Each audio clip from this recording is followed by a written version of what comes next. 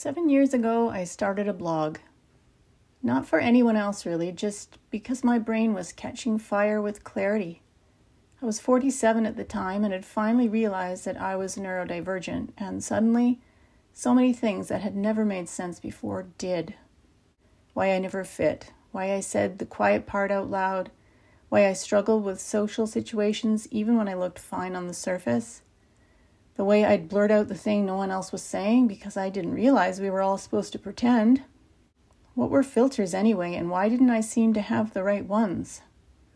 And why everything felt louder and heavier than it should. Even joy, even light.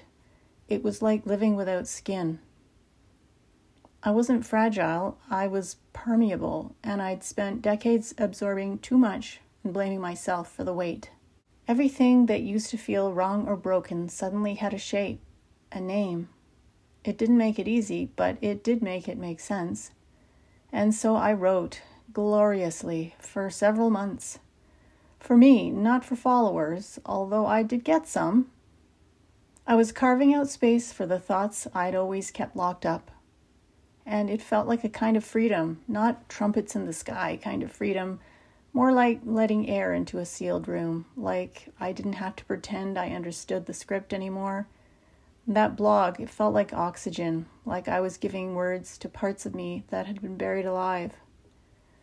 I didn't share everything. I was still very careful, edited, afraid to be too much. I still hid the family secrets, not because I didn't know the truth, but because I'd been trained to doubt my own eyes, to smile while the house burned down, to protect the image of normal at all costs, and even if it cost me my sanity. At the same time, I shared the real things, living with anxiety, overwhelming emotions, ADHD, feeling like an alien. I was honest about how it felt to live in my skin. And even filtered, it was all true, and for a while, that felt brave. But then I sent my blog link to a relative, just one, and they read it and they said they really enjoyed reading it and related to it a lot. But when I brought up being neurodivergent, really different in a way that had shaped my whole life, their response was, I never really saw that in you. And something in me split in two. That single sentence cracked open every old wound. All the old fears came flooding back. Maybe I was exaggerating. Maybe I was inventing something just to explain myself, or maybe I was just wrong. And just like that, the shame came roaring back. That blog, that place that had felt like mine, suddenly felt dangerous, too exposed, too raw, and too much. I spiraled hard. By 4 p.m, I was drinking vodka straight out of the bottle because I could not take being in my own head anymore. I got obliterated. I was alone, sick, ashamed, not just for writing, but for thinking I had a right to tell my story at all.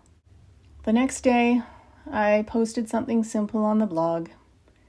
Yesterday, I got really drunk, and it made me really sick. The end. And a few days later, I deleted the blog. All of it. Wiped it clean like it had never existed. Like it had all been a mistake. Like I'd exposed too much. Like I'd made a fool of myself again. That's what shame does. It doesn't just whisper. It screams. It tells you visibility is dangerous, that being known will always end in regret. The emotional overload didn't just stay in my head. It took over my whole body. That nervous system panic. The desperate urge to undo it all, to disappear again.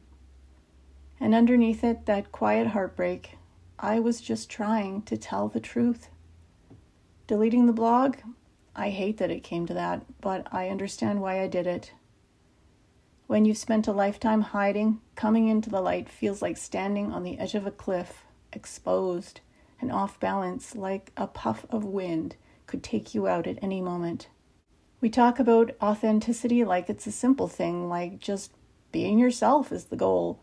But no one talks about how painful it can be to actually do it, especially when you've built your survival on being acceptable and low maintenance and normal.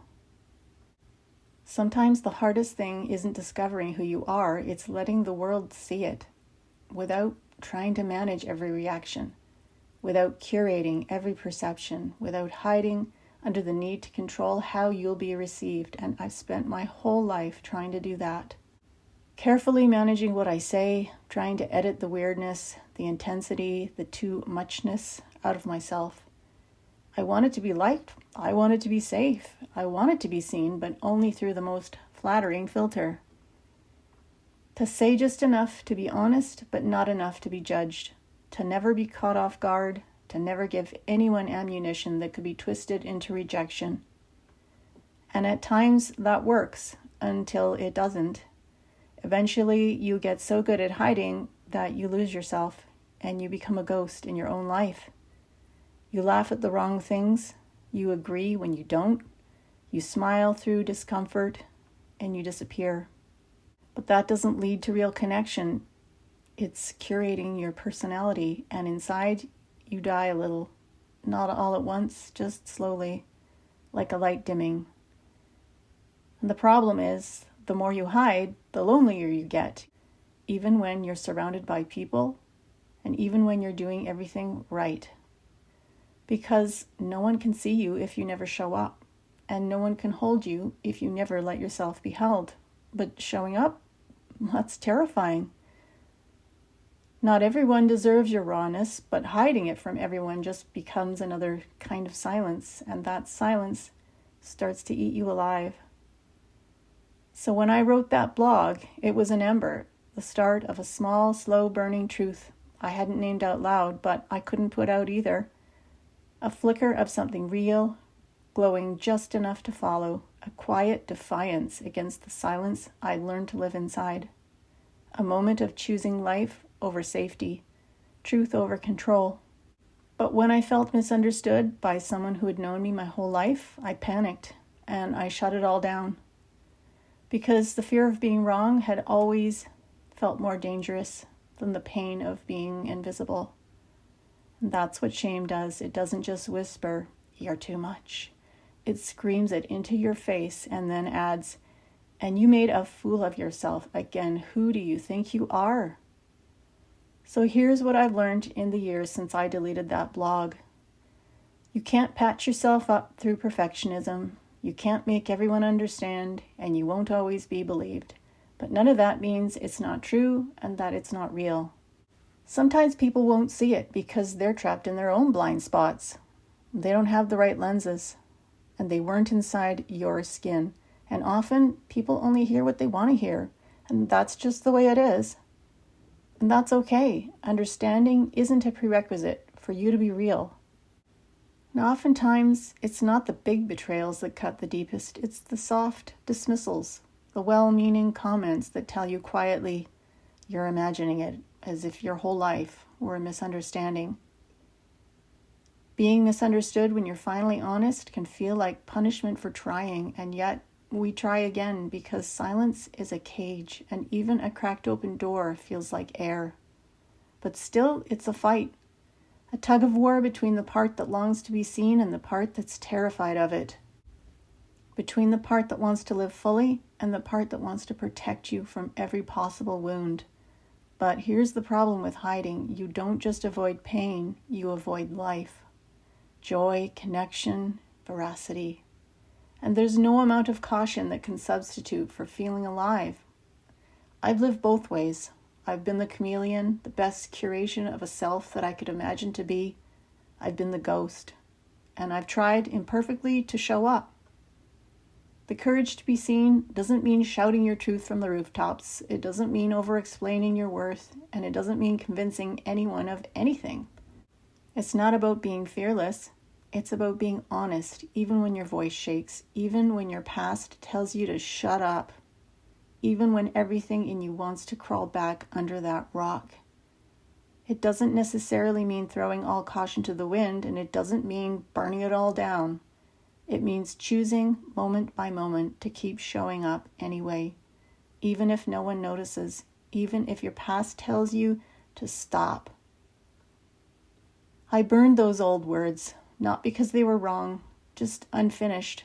This channel, it's my rewrite, my 2.0, a reclamation. It's louder, rawer, and unfiltered. and it's where the inconvenient truths get named, where the whys aren't swept under the rug. A voice I won't apologize for this time. It's me trying again, me not deleting it this time. Still scared, still shaky, but a little more rooted, and I think that's the trick. Courage isn't confidence. Courage is what you do when the fear hasn't left. It's the next breath, the next word, that visceral refusal to vanish again. And there's a moment right after you share something real where your whole body braces for impact, like you just opened the door a crack and you worry that only jagged blackness will come rushing in. You check the silence, you reread your own words like they might betray you. You wonder what you just gave away.